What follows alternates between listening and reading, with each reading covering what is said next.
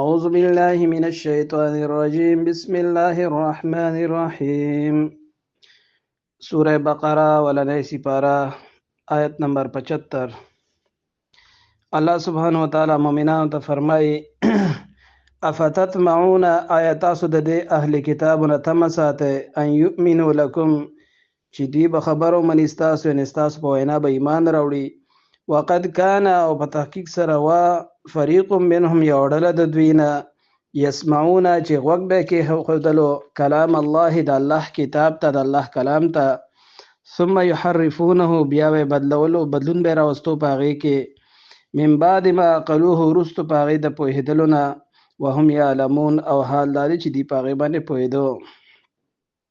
وَإِذَا لَقُوا الَّذِينَ آمَنُوا هر کله چې دی ملاو شي دا کسانو سره چې ایمان راوړی دی نو قالو دوی مؤمنانو ته وی آمنا موږ مؤمنان یو وَإِذَا خَلَا او هر کله چې دی بیل شي بعضهم الى بعض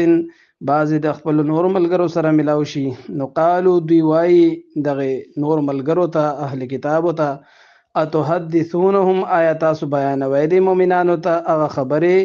بما فتح الله علیکم چې تاسو ته الله غ خودلی دي کولاو کړی دي پتا تاسو نه تاسو ته خودلی دي لیحاجوکم به د دې لپاره چې دا ذریعہ د دلیل د نیولو بو ګرځي عند ربکم تاسو د رب وړاندې یعنی دغه خبره باندې بیا تاسو راوي مناظره کوي او بچي ګوره تاسو په خپل باندې دا خبره کړې وي او عملوم به نو کړي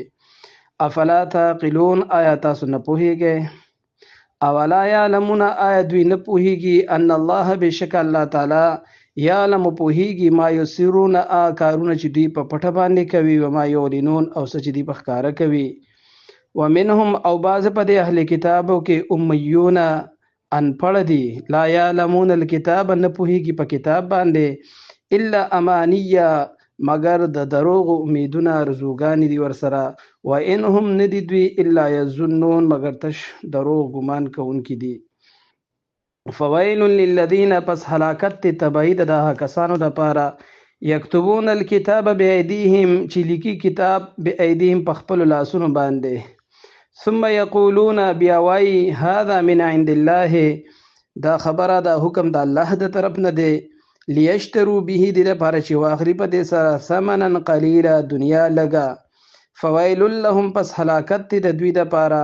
مما كتبت ايديهم اغه چې دی لیکي په خپل لاسونو باندې وویل لهم او هلاکت د دوی د پاره مما یکسبون کم اعمال چې دوی کوي کم مال چې دی ګټي وقالو دوی بویلو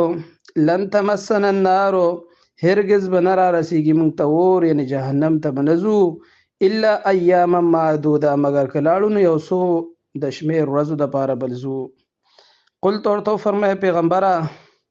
اتخذتم عند الله عهدا آیا تاسو غستره عند الله د الله نه عهدا وعده په خبره باندې فلن يخلف الله عهده پس الله هرگز خلاف نکي د خپل وعده ام تقولون یا دا تاسو چې وای علی الله په الله باندې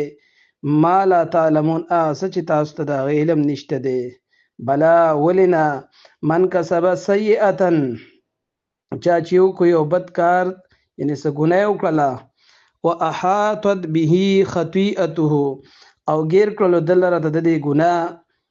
فاولئک اصحاب النار دا خلق چې دی خوندان د جهنم د اور دي هم فيها خالدون دی به همیشه لپاره باغی کوي والذین آمنوا کسانو چې ایمان راوړي دي او عملوا الصالحات او عمل کوي نیک اولئک اصحاب الجنه دا خلق خوندان د جنت دي هم فيها خالدون